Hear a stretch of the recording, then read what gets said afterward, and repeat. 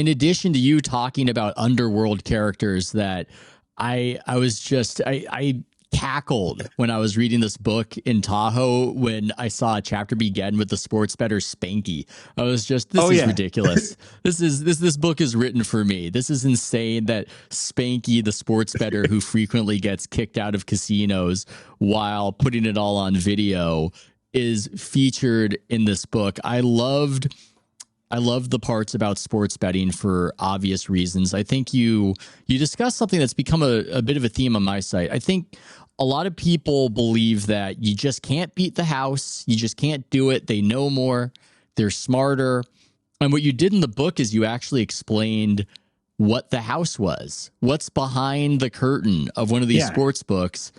And it turns out that it's fallible human beings just try to do their best guesswork. And the tricky thing about sports betting, and I love that you talked about NBA betting, because I once had a column back in 2019 where I picked against the spread, and I did it after doing a bunch of picks before I made it public. And if I do say so myself, I had success.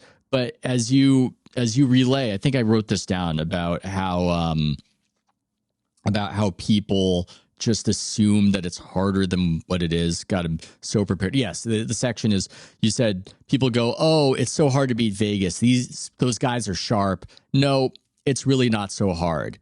It's really not so hard if you study and treat it like a job to win at sports betting. The only problem, of course, is if you're successful, they don't let you do it anymore. And that's the trick of it all.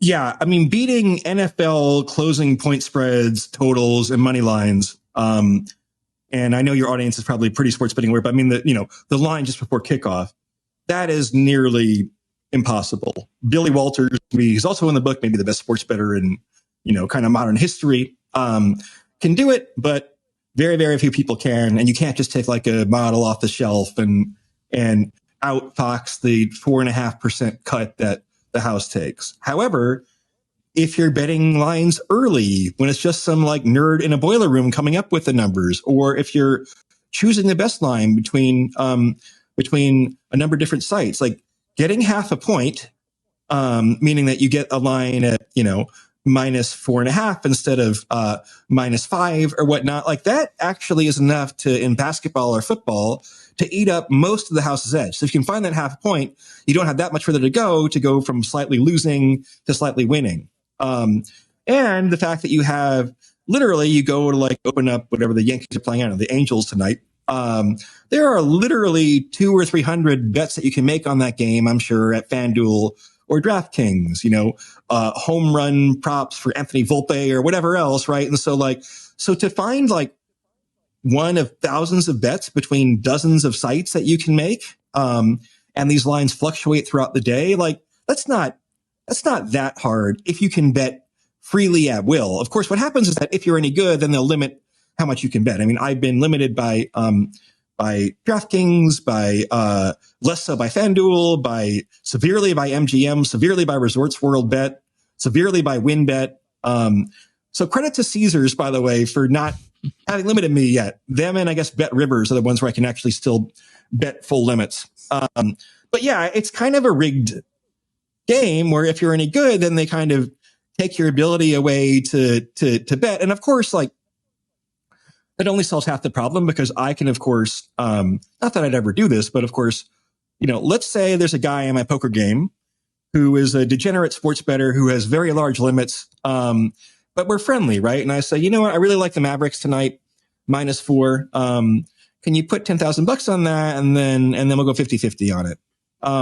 That's very hard to prevent. It probably violates the terms of service of the site. So be very careful about doing that.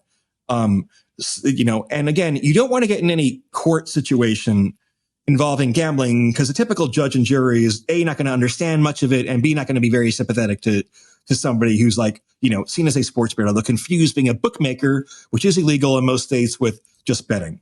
So be very careful about doing that. But like, information has a tendency to flow into the people who are in a position to make money with it.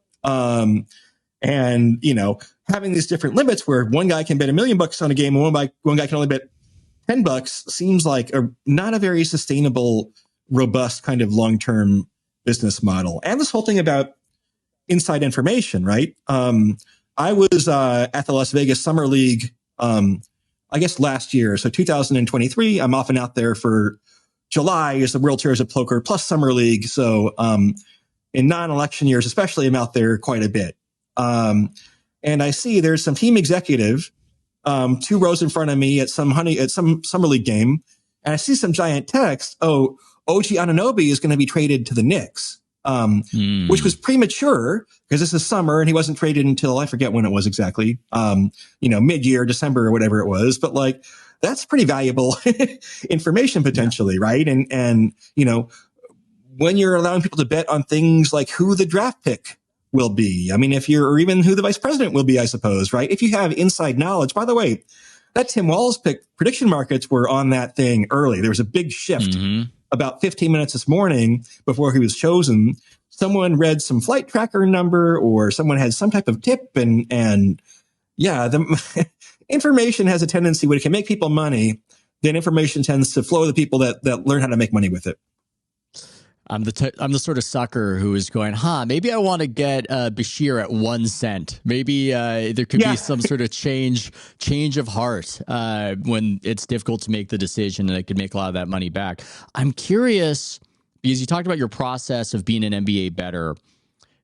And I'm wondering, what did you learn about the league? Because I felt like when I did it, I learned things about the league. Unfortunately, there's no free lunch in nature. So I was successful, but it wasn't because I'm a Goodwill Hunting genius. It's because I worked my ass off. And eventually my boss at The Athletic at the time, Tim Kawakami, in conjunction with my wife, came to me and said, you've got to start writing about the Warriors. Those articles do better. And you're not going to be watching 4 games a night. Yeah. But I felt like I learned the extent to which defense is undervalued. My rule for myself was that every pick I made, I needed to identify the market inefficiency.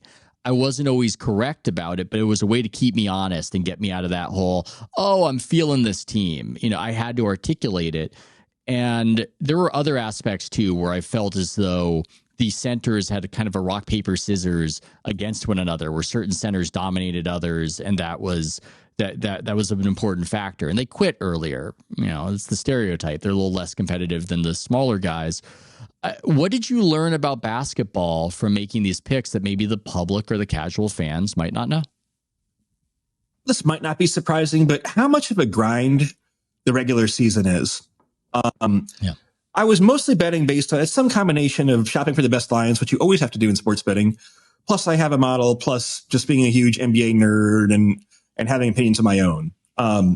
So I did very, very, very well, like a huge heater at the start of the season, and then kind of lost it all back, and then had a huge heater right at the trade deadline, and then lost most of it back, and wound up with an 0.1% ROI or some ridiculously embarrassingly below minimum wage per hour profit margin, basically. But it's hard to be positive anything in sports betting.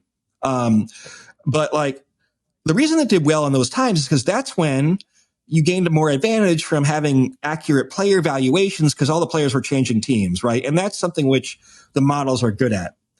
The regular season grind of like trying to psych out, like, when is a team going to be motivated and when aren't they? And then trying to suss out injury reports, right? Where it's like, you're looking, you want that like shoot around video, and the guy who's questionable, does Trae Young look good? He looks pretty good in shoot around, I think, right? Maybe I should bet that. Oh, the line already moved. It's too late. But like, if you have like a good injury model, and in the NBA where like Luka or Jokic or Giannis or whatever else makes like a 8 or 9 point difference in the point spread, these like heliocentric superstars, then that's kind of all that really matters. It kind of swamps everything else. And so, I mean,